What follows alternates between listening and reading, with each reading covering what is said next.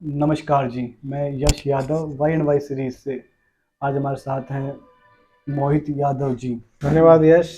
और ये जी Y N Y है, यू एन यूथ। जी सो ये मेरे को बड़ा अच्छा लगा आपका जो आपने नाम रखा है, जिससे कि सब लोग बहुत हम प्राउड करते हैं कि भाई आपने यूथ के साथ, जिसके साथ भी आप इंटरव्यू ले रहे हो, उसको जोड़ा। क्योंकि आप, हमारे देश का भविष्य यूथ ही है। और यूथ जब तक सारी चीज़ें जानेगा नहीं, जब तक इन्वॉल्व नहीं होगा हर चीज़ के अंदर, हमारा देश भी आगे नहीं बढ़ आज तक सकता। यूथ तक पहुंच ही नहीं पाई। राजनीति हो हाँ। या कुछ भी हो, गलियार तक मतलब वो पहुंच ही नहीं पाता। हम्म। नहीं, अ, हमारे यशस्वी प्रधानमंत्री नरेंद्र भाई मोदी जी ने जी जी अपने, जब कैंपेन की शुरुआत की थी प्राइम मिनिस्ट्रियल कैंडिडेट के ऊपर, तो उन्होंने फोकस यूथ पे ही किया था, और उसी का नतीजा है कि यूथ ने दिशा बदली और भारत को नरेंद्र भाई मोदी जैसा प्रधानमंत्री जी दिया। जी, वो आरएसएस के पार्ट हुए, फिर उन्होंने यूथ को भी पकड़ा। हाँ। आरएसएस में सबसे ज्यादा यूथ बिना है। यूथ के कुछ हो अब नहीं सकता था, और यूथ सारा मोदी जी के साथ लगा।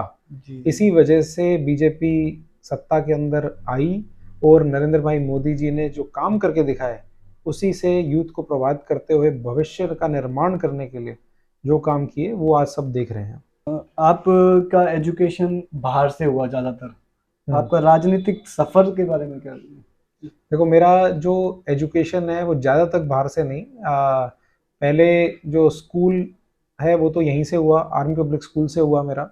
उसके बाद आर्मी पब्लिक स्कूल में 12 साल बिताने के बाद, जैसे हर बच्चे की एक इच्छा होती है कि वो नई चीज़ें एक अच्छी जगह से पढ़ाई करें, जी तो कई सारी चीज़ें सुनने को मिलती थी। तो उस टाइम पे 98 के अंदर मेरा भी एक मन था कि अमेरिका के अंदर बहुत कुछ सुनने को मिलता है कि वहाँ पर टेक्नोलॉजी है, वहाँ पर कंप्यूटर्स का बहुत क्रेज़ है, वहाँ से ही सब कुछ शुरू हो रहा है। तो मेरा भी एक मन था कि अच्छी जगह से एजुकेशन ली जाए। जी जी उस टाइम पे कंपटीशन के अंदर ये था कि भाई या तो यहाँ पर आप 1 साल अपना रुक के और प्रिपेयर करो, क्योंकि जो ट्रेंड था वो ये था कि 1 साल ट्वेल्थ के बाद आप दो आईआईटी के लिए और सब चीज़ों के लिए, या फिर आप एग्ज़ाम दो और अपने हिसाब से जहाँ पर आपका सिलेक्शन होता है उसके अंदर जाओ। तो मैंने अपना एग्ज़ाम दिया वहाँ पे, यूएस के लिए जो सैट और टोफल और ये जीआरई होता था उस टाइम पे, वो दिया। और उसके अंदर अच्छे नंबर आए तो मैंने अपने यूनिवर्सिटीज़ में अप्लाई किया, और मेरा सिलेक्शन यूनिवर्सिटी बाहर अमेरिका के अंदर हुआ। और स्कॉलरशिप के ऊपर मैं अमेरिका गया, वहाँ से मैंने अपना कंप्यूटर साइंस और मैथमेटिक्स में पढ़ाई की। उसके बाद मेरे को मौका मिला वर्ल्ड की नंबर 1 यूनिवर्सिटी में एमबीए करने का। फाइनेंस और इकोनॉमिक्स में मैंने अपना एमबीए किया, जहाँ पे जो कि कॉलेज का नाम क्या था? University of Chicago booth school of अच्छा। बिजनेस। तो ये हमारा वर्ल्ड के अंदर मेका ऑफ फाइनेंस भी कहा जाता है। ओके। मेरे उस टाइम पे प्रोफेसर रघुराम राजन रहे, अच्छा अच्छा। जब वो जो हमारे आरबीआई के गवर्नर भी रहे इंडिया के अंदर। उसके बाद जॉन नैश मेरे प्रोफेसर रहे, जिनको नोबेल प्राइज़ मिला हुआ है। फिर जी उसके बाद अभी नोबेल प्राइज़ मिला है 3-4 प्रोफेसर्स को, वो भी मेरे उस टाइम पे प्रोफेसर थे। तो मेरी यूनिवर्सिटी में करीबन नहीं तो 84 नोबेल लॉरिएट्स ने अपनी ओ, रिसर्च की है, और उसी की चीज़ें हमारे हमारे को सिखाई भी हैं। साथ के अंदर फिर मेरे को मौका मिला हार्वर्ड यूनिवर्सिटी जाने का, स्ट्रैटेजी के अंदर अपना अध्ययन करने का, जो कि कंपनी से, मेरी कंपनी से स्पॉन्सर्ड था। तो एक अच्छा, मैं कहूँगा मेरे को एक्सपीरियंस रहा यूएस के अंदर। और स्टूडेंट पॉलिटिक्स में भी वहाँ पर मेरे को पार्टिसिपेट करने का मौका मिला। मैं इंटरनेशनल स्टूडेंट्स एसोसिएशन का प्रेसिडेंट रहा। उसके बाद पहली बार इतिहास के अंदर मेरी यूनिवर्सिटी के अंदर फर्स्ट इंटरनेशनल स्टूडेंट प्रेसिडेंट के नाते वहाँ मैं चुना गया। ओके। और साथ ही वहाँ पे होम कमिंग किंग कहा जाता है। जी तो पहले बार ऐसा हुआ कि इंटरनेशनल स्टूडेंट्स ने वहाँ पर इलेक्शन जीता, और मैं वहाँ पर उनको रिप्रेजेंट किया। तो न्यूज़पेपर्स वगैरह में जब छपा था, जी तो जी उसके अंदर क्योंकि मैं पढ़ाई में ठीक था, मैंने कुछ काम किए थे, सोशल एक्टिविटीज़ बहुत करता था, जी। तो मेरे को प्रेसिडेंट्स अवार्ड से भी सम्मानित किया गया था यूएस के अंदर। तो वो उसकी भी शील्ड है मेरे पास, जो वहाँ मिली थी, तो वो भी अच्छी यादें हैं। जी कि एक अच्छा टाइम गुजारा। तो मैं करीबन 14 साल अमेरिका में था, पढ़ाई भी की, काम भी किया, क्योंकि वहाँ पर ये है कि सिर्फ पढ़ाई पढ़ाई नहीं होती, पढ़ाई के साथ आपको काम भी करना पड़ता है। और साथ के अंदर अच्छी यूनिवर्सिटी में आपका दाखिला तभी होता है जब आपके पास कुछ अच्छा वर्क एक्सपीरियंस हो हायर एजुकेशन के जी अंदर। जी जैसे इंडिया में तो क्या होता है कि आप पढ़ाई करते हैं अपना, आपने ट्वेल्थ किया, उसके बाद इंजीनियरिंग की, उसके बाद एमबीए किया, उसके बाद पीएचडी की, और पढ़ाई चलती रहती है। लेकिन वहाँ क्या है कि आपको पढ़ा ग्रेजुएशन करने के बाद हर कोई वहाँ पर काम करता है, क्योंकि आपका नेक्स्ट लेवल ऑफ जो एजुकेशन है, वहाँ ये कहा जाता है ग्रोथ कि रेटिंग, ग्रोथ। वहाँ ये कहा जाता है कि अगर आपको एक्सपीरियंस ही नहीं है काम का, तो आप हमारे यहाँ पर कॉलेज में आके कैसे एमबीए के अंदर आप अपनी वैल्यू एडिशन करेंगे। जी जी। सिर्फ किताबें पढ़ने से एजुकेशन आ सकती है, लेकिन एक्सपीरियंस नहीं आ सकता। हाँ। तो वो बिजनेस को रन करने के लिए आपको एक्सपीरियंस चाहिए। जब आपने पहले काम किया हो फिर आप एमबीए करते हैं, तो आप बिजनेस के अंदर एक अच्छा परफॉर्म कर सकते हैं। इसलिए यूनिवर्सिटीज़ एक्सपीरियंस लोगों को लेना पसंद करती है। उसमें मेरा सिलेक्शन हुआ, नंबर भी आने चाहिए, होलिस्टिक अप्रोच होती है। जी जी। तो मैं तो सभी हमारे जो युवा साथी हैं, जो भी एक अच्छी एजुकेशन लेना चाहते हैं, चाहे वो हिंदुस्तान में हो, चाहे वो अमेरिका में हो या लंदन में हो, तो वहाँ पे जो भी क्राइटेरिया होते हैं उसको देखें। अगर किसी को मेरे से कोई मेंटरशिप चाहिए तो वो भी मैं दे सकता हूँ। यहाँ पे आज भी मैं अपनी यूनिवर्सिटी ऑफ शिकागो का, जो हमारी यूनिवर्सिटी है उसका भी एक ऑफिस है यहाँ पे, उसके अंदर मैं इन्वॉल्व हूँ। इंटरव्यूज़ भी लेता हूँ, जो अप्लाई कर रहे हैं यूनिवर्सिटीज़ के अंदर उनकी मदद भी करता हूँ और उनको गाइड भी करता हूँ। तो ये सब चीज़ें रही। तो आपका क्वेश्चन का आंसर थोड़ा सा लंबा हो गया कि सब। यूथ और पॉलिटिक्स के अंदर कैसे आए, ये हाँ जी, यही हाँ जी, क्वेश्चन हाँ था जी, मेरे ख्याल हाँ, से आपका आपका। राजनीतिक सफर स्टार्टिंग में। तो वही था कि जब यूएस में थे तो अकेले थे, घर से बाहर थे, और बहुत सारी वहाँ उस टाइम पे हमारे यशस्वी प्रधानमंत्री मोदी जी नहीं थे। आपकी नींव भी तो राजनीति से रही है तो। हाँ, तो थोड़ा इंटरेस्ट था। तो मोदी जी थे नहीं, तो हिंदुस्तान उस टाइम पे इतना आगे नहीं था इंटरनेशनल वर्ल्ड के अंदर, और इतनी अच्छी निगाहों से नहीं देखा जाता था, क्योंकि वहाँ पर अभी भी लोगों की सोच ये थी कि वहाँ पर तो सड़कों पे हाथी घूमते हैं या फिर गरीबी है, क्योंकि वही सब चीज़ें पोर्ट्रे होती थी बाहर। तो हाँ जब हम गए वहाँ पे तो हमेशा ये रहता था कि भाई हिंदुस्तान को कैसे आगे बढ़ाया जाए। मेरे और मेरे साथी सारे बात करते थे, तो उसके अंदर यही होता था कि भाई एजुकेटेड लोगों को पॉलिटिक्स में आना चाहिए जी जी। और उसी से कुछ चेंज लाया जा सकता है। तो फिर मैं अपने दिमाग में यही सोचता था कि भाई मेरा तो बैकग्राउंड है पॉलिटिक्स के अंदर, तो कभी ना कभी वापस जाके, ये नहीं पता था कब जाऊंगा, लेकिन कभी ना कभी वापस जाके मैं भी कोशिश करूंगा कि हिंदुस्तान में ग्राउंड लेवल पे चीज़ें करें और ग्राउंड लेवल में चेंजेस लाएं, जिससे कि हमारे हिंदुस्तान का नाम आगे रोशन हो। और उसी के तहत जब 14 साल मेरे को वहाँ हो गए थे, तो एक तरह से 14 साल का वनवास काट लिया मैंने। तो मैं वापस आया और फिर इन्वॉल्व हो गया, और वहाँ पे पॉलिटिक्स के अंदर कह सकते हैं कि स्टूडेंट पॉलिटिक्स में मैं था, क्योंकि वहाँ पर स्टूडेंट प्रेसिडेंट रहा, मैं इंटरनेशनल स्टूडेंट्स ऑर्गेनाइजेशन का प्रेसिडेंट रहा। फिर वहाँ एक कंसेप्ट होता है को चेयर का, जैसे वहाँ पर प्रेसिडेंट एक जना नहीं होता, वहाँ पे मल्टीपल 4-5 लोगों की टीम होती है। जैसे यहाँ पर भी पैनल लड़ता है चुनाव, एनएसयूए का पैनल है, हाँ जी, बीपी हाँ का जी, पैनल पूरी है, पैनल पैनल लड़ता है। लड़ता है। तो उसी तरह से वहाँ पर क्या होता है कि अलग अलग डेजिग्नेशन नहीं होती। वहाँ पर जो पैनल लड़ता है, उस पैनल के अंदर जो जीतते हैं उनको कोचेयर कहा जाता है। डेजिग्नेशन एक डेजिग्नेशन और बंदे बंदे दो। 4-5, फिर वो आपस में डिवाइड कर लेते हैं कि भाई तेरा ये रोल है, तेरा ये महिला मोर्चा चेयरपर्सन संभालो, का ये आप है, तेरा हाँ संभालिए। ये रोल है, आप वो संभालो और अपना अपना काम करो, जिससे कि पूरा ऑर्गेनाइजेशन एक तरह से आगे बढ़ सके। हाँ जी। तो वो तरह से हमने शुरुआत की। तो वहाँ पर मैं जब चुना, तो बहुत सारी चीज़ें जो वहाँ गलत चल रही थी, उसको स्टूडेंट्स के लिए, जो स्टूडेंट्स के विपरीत थी चीज़ें, इंटरनेशनल स्टूडेंट्स के लिए विपरीत थी, उसके ऊपर हमने काम किया। और आज भी वहाँ पर लोग मेरे को जानते हैं कि हमने जो चेंजेस लेके आए थे और वो कंटिन्यू कर रहे हैं। तो उस तरह से मैं कह सकता हूँ मेरी शुरुआत हुई। बैकग्राउंड था पॉलिटिक्स में, बचपन से पिताजी को माताजी को देखा था। दादाजी मेरे करीबन 35 साल 40 साल सरपंच रहे। सबसे कम उम्र में वो सरपंच बन गए थे। उस टाइम पे नंबरदार होता था, जब अंग्रेज़ों का टाइम था, तो वो 14 13 या 14 साल की उम्र में नंबरदार बन गए थे। फिर उसके बाद वो सरपंच रहे 25 साल, 3 बार निर्विरोध सरपंच रहे। फिर पिताजी स्टूडेंट पॉलिटिक्स के अंदर एक्टिव थे, और वहीं से उन्होंने अपने करियर की शुरुआत की। दिल्ली यूनिवर्सिटी के अंदर जब वो थे, तो उनसे बहुत कुछ सीखा था। तो वो चीज़ें कहते हैं ना कि डीएनए के अंदर थी, जीन्स। तो वो उसके साथ हम आगे बढ़े। ईट ऑफ द फ्लो में। हाँ बिल्कुल। तो वो जो भी सीखा फिर वहाँ पर वो इम्प्लीमेंट किया, जिससे कि 25,000 स्टूडेंट्स थे उस यूनिवर्सिटी के अंदर, और 25,000 स्टूडेंट्स की यूनिवर्सिटी के अंदर मेरे को वोट हाईएस्ट मिलना और पहली बार इंटरनेशनल स्टूडेंट जीतना, तो वो भी एक अपने आप में बहुत बड़ा मौका मिला मेरे को, लोगों ने मेरे को चाहा वहाँ पे भी एक हिंदुस्तानी होने के नाते भी। और वहाँ पर तो क्या था कि हिंदुस्तान, नेपाल, बांग्लादेश, साउथ अमेरिका के जितने भी लोग हैं, यूरोपियन सारे लोग हैं, सारे इंटरनेशनल स्टूडेंट्स ने पहले मेरे को अपना इंटरनेशनल स्टूडेंट्स का प्रेसिडेंट बनाया। उसके बाद यूनिवर्सिटी में इंटरनेशनल स्टूडेंट्स को रिप्रेजेंट करते हुए मैंने चुनाव लड़ा, और फिर वहाँ के यूनिवर्सिटी के छात्रों ने भी और इंटरनेशनल स्टूडेंट ने भी मेरे को वोट दिए, और 25,000 वोटों के अंदर से हाईएस्ट वोट आके मेरे को वहाँ पे होम कमिंग किंग का टाइटल मिला। यूएस की पॉलिटिक्स और यहाँ की पॉलिटिक्स में कितना डिफरेंस? मैं कहूँगा कि ऑलमोस्ट सिमिलर है।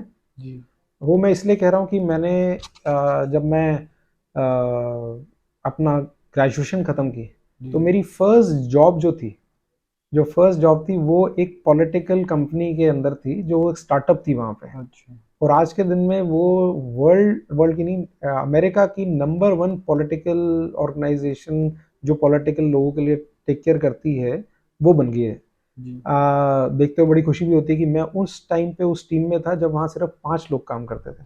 तो मैंने सबसे पहला मेरा जो इलेक्शन वहाँ पे देखा, वो जॉन कैरी का, जो कि प्रेसिडेंशियल कैंडिडेट थे, और हिलेरी क्लिंटन, ओके। दोनों के लिए मैंने काम किया। तो हम्म। वहाँ पे उस टीम से बहुत कुछ सीखा, वहाँ की पॉलिटिक्स से बहुत कुछ, स्ट्रेटेजिकली कैसे जब चीज़ें अपने पास होती कोई हैं। होता है और वो टॉप पे चला जाए तो एग्जैक्टली exactly. तो वहाँ पे उनसे बहुत कुछ सीखने को मिला मेरे को।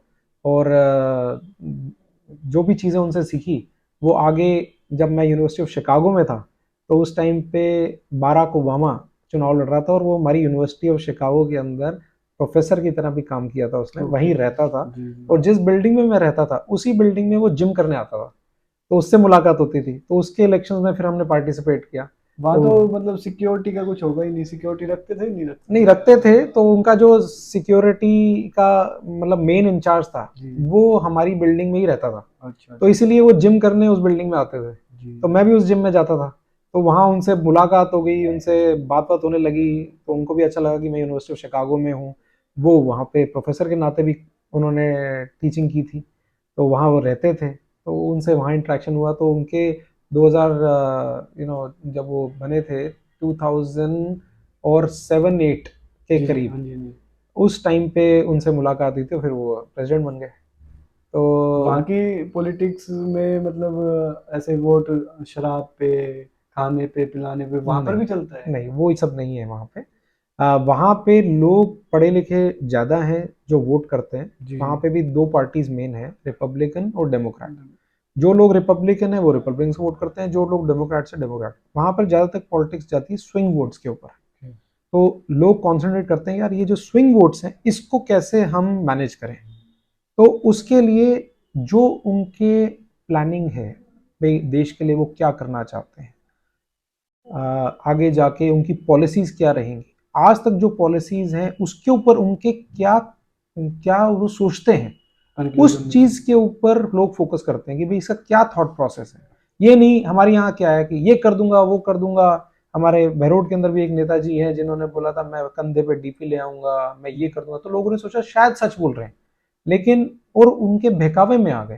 तो भोले लोग हैं, बहकावे में आ गए। हर चीज समझते हैं कि कौन हमारे लिए आगे जाके काम करेगा, कौन हमारे जगह को आगे बढ़ाएगा, चाहे वो छोटी सिटी हो, चाहे वो वहाँ का स्टेट हो, चाहे वो वहाँ मतलब अमेरिका हो। तो कौन सा ऐसा कैंडिडेट है जो हमारे को फ्यूचर के लिए रेडी करेगा, तो उसके ऊपर फोकस ज़्यादा रखते हैं और हम अपना रिप्रेजेंटेटिव चुनते हैं तो चुनते अपने हैं रिप्रेजेंट करे, वो सही रिप्रेजेंट ही तरह नहीं से। कर। हाँ। भाई वो क्या वो पढ़ा लिखा है, हम्म। क्या उसका बैकग्राउंड है, क्या वो हमारी चीज़ों को सही तरह से रख सकता है कि नहीं रख सकता, क्या उसको इतनी समझ है कि अगर रोड बनती है तो कोई जो ब्यूरोक्रेट है उसको समझा रहा है, क्या वो उसको क्वेश्चन कर सकता है कि नहीं कर सकता। जी जी जी। भाई अगर मेरे को नॉलेज ही नहीं है तो आप मेरे को कुछ भी बोलेंगे तो मैं तो एग्री कर जाऊंगा। लेकिन अगर मेरे को नॉलेज है किसी चीज की और आप मेरे को कोई चीज बोलेंगे ये ऐसे नहीं ऐसे होते, तो मैं क्वेश्चन कर सकता हूँ। जब ये ऐसे ऐसे करोगे आप, तो फिर उसके अंदर ये प्रॉब्लम्स आएंगी। आज मोदी जी के सक्सेस का कारण क्या है? क्योंकि मोदी जी हर जगह उन्होंने प्रचारक के नाते काम किया, उन्होंने ग्राउंड लेवल पे समस्याओं को समझा है, उन्होंने उस समस्याओं को जूझा है, उन्होंने उसके अंदर सीएम रहते हुए स्टेट की प्रॉब्लम्स को सही किया है। तो इसीलिए कंट्री को वो सही तरह से चला पा रहे हैं। मतलब आप कहना चाह रहे हैं कि एजुकेटेड लोग पॉलिटिक्स में आ रहे हैं तो मतलब ग्रोथ हो रही है बिल्कुल, अपनी। एजुकेटेड लोगों को पॉलिटिक्स में आना बहुत ज़रूरी है। और जब वो पॉलिटिक्स में आते हैं तो एक नई सोच के साथ नई तरह से वो चीज़ें कर पाते हैं। ब्यूरोक्रेसी जो है, जो देश को असली में चला रही है, उसको क्वेश्चन कर पाते हैं, लोगों से कनेक्ट रहते हैं, तो लोगों की जो समस्याएं हैं उसको किस तरह से एफिशिएंटली और इफेक्टिवली सॉल्व किया जाए वो कर पाते हैं ज़्यादा इफेक्टिवली। मैं ये नहीं कह रहा कि जो अनपढ़ होता है वो काम नहीं कर सकता, उसको हो सकता है मौका ना मिला हो, या फिर उसने उसके पारिवारिक परिस्थितियां कुछ ऐसी रही हो कि वो नहीं कर पाया, एक अच्छी एजुकेशन नहीं ले पाया, लेकिन वो खुद पढ़ के भी चीज़ें कर सकता है। अब अगर हम अंबेडकर जी की बात करें, जी जी जी। भीमराव अंबेडकर जी, हाँ जी। उन्होंने, उनका बैकग्राउंड कैसा था, और डाउन टू। उन्होंने फिर भी एक मतलब मेहनत की, परिस्थितियों के ऊपर उठ के उन्होंने वो मुकाम हासिल किया जो शायद हम कभी कर ही नहीं सकते। मनमोहन सिंह जी हो गए, मनमोहन सिंह जी हो गए, हम लोग बहुत सारे जो आईएएस ऑफिसर्स जी बनते हैं उनका बैकग्राउंड देखें हाँ जी तो उनको एक अच्छी एजुकेशन नहीं मिली, लेकिन उन्होंने मेहनत करके सड़कों पे पढ़ के फिर भी वो एग्जाम्स क्रैक किए। तो ऐसा नहीं है कि लोग कर नहीं सकते, लेकिन मेजॉरिटी जब हम बात करते हैं तो एक हिंदुस्तान के अंदर जो ये थी कि भाई बाहुबली ही नेता बन सकता है, हाँ जी। वो गलत है, वो नहीं होना चाहिए। एक एजुकेटेड आदमी लेकिन जब अपना नेता बनता है तो वो बहुत सोसाइटी के लिए भी काम कर पाता है और आगे सोच भी पाता है फ्यूचर के लिए भी। आप पे हमला हुआ था, उसका केस कहाँ तक पहुंचा, प्रोग्रेस कहाँ तक हुई? देखो ये बहुत अनफॉर्चुनेट चीज़ है कि बहरोड के अंदर जब मैं भ्रष्टाचार के खिलाफ आवाज़ उठा रहा था, जी मेरा क्वेश्चन ये पूछ रहा था मैं कि हमारे यहाँ पे कोरोना काल के अंदर हमारे प्राइम मिनिस्टर ने, हमारे यशस्वी प्रधानमंत्री नरेंद्र भाई मोदी जी ने गरीबों के लिए सोचा, दलितों के लिए सोचा कि कोरोना काल के अंदर उनको खाना कैसे मिलेगा। हाँ जी। भाई बीमारी तो एक जगह है, लेकिन अगर वो बीमारी चाहे चाहे ना आए वो तो भूखे मर जाएंगे अगर काम सब कुछ बंद है तो उन्होंने राशन भेजा, सब कुछ भेजा, लोगों ने भी खूब मदद की। लेकिन अनफॉर्चुनेटली यहाँ पर राजनेता, यहाँ पर जो विधायक है वो एक ऐसा विधायक है जो गरीबों का भी राशन नहीं छोड़ा उसने। उसने कोरोना काल के अंदर जो राशन आया वो खा गया, चून चोर उसका नाम पड़ गया इसी वजह से। और हमने क्वेश्चन किया था उस टाइम पे कि चून चोरी किसने किया, तो उसने मेरी आवाज़ दबाने के लिए पहली बार इतिहास में हुआ कि एक जीते हुए कैंडिडेट ने हारे हुए कैंडिडेट के ऊपर हमला करा दिया, क्योंकि उसको डर था कि ये ज़्यादा बोल रहा है, ये मेरी ये घोटाले को उजागर कर देगा, इसी को रास्ते से हटा दिया जाए। तो 11 लोगों को भेज के उसने अटैक करा दिया। उसके बाद आया क्या सामने कि 11 लोगों में कौन थे, उसका ड्राइवर, उसका मैनेजर, उसका भतीजा, उसका भांजा, और उसके जो हिस्ट्री शीटर जो उसके लिए गलत काम करते हैं, कलेक्शंस करते हैं, वो लोग थे। वो 307 का केस चल रहा है और कोर्ट के अंदर है, और मुझे पूरी अपने कोर्ट सिस्टम पे पूरा भरोसा है कि उसके ऊपर जल्दी एक सही डिसीजन आएगा और ये सारे के सारे लोग ये अटेम्प्ट टू मर्डर में अंदर जाएंगे। खराब है। कभी किसी के घर में गोली मार दी जाती है, बिल्कुल। कभी किसी के गांव में मंदिर में मार दी जाती है। तो देखिए ये सच्चाई की बात है और ये बड़ी अनफॉर्चुनेट चीज़ है कि राजस्थान के अंदर क्राइम बहुत ज़्यादा बढ़ गया है। और जब तक राजस्थान के अंदर क्राइम, राजस्थान पहले भी था, लोग भी वही थे, पुलिस भी वही थी, एडमिनिस्ट्रेशन भी वही था, लेकिन आज अगर हम मीडिया के अंदर देखें तो एक भी दिन ऐसा नहीं जाता जिस दिन गोली ना चल रही हो, रेप ना हो रहा हो, क्राइम ना हो रहा हो, और कहीं पे कुछ गड़बड़ गलत चीज़ें ना हो रही हो। क्यों? क्योंकि प्रशासन कंट्रोल में नहीं है, पुलिस के ऊपर दबाव है, जो ये गुंडों के साथ वो भेदभाव करते हैं, वो असली में गुंडों को पकड़ नहीं पाते, और जब तक ऊपर से दबाव होता है, संरक्षण मिलता है गुंडों को, तो वो अपना काम करते हैं। आज वही यूपी है, वही पुलिस है, वही लोग हैं, और वहां पे अगर क्राइम रेट नहीं, एजुकेशन में अपन गिर गए हैं। एजुकेशन में गिर गए, क्राइम में बैठ गए, भ्रष्टाचार सबसे हाई है, उसके बाद युवाओं के पास रोजगार नहीं है, जब हम एग्जाम्स की बात करते हैं तो पेपर लीक हो जाते हैं। ये किसी भी स्टेट में नहीं होता, ये पहली बार इतिहास में हो रहा है कि राजस्थान के अंदर इतनी दुर्दशा हो रही है, इतना बुरा हाल हो रहा है।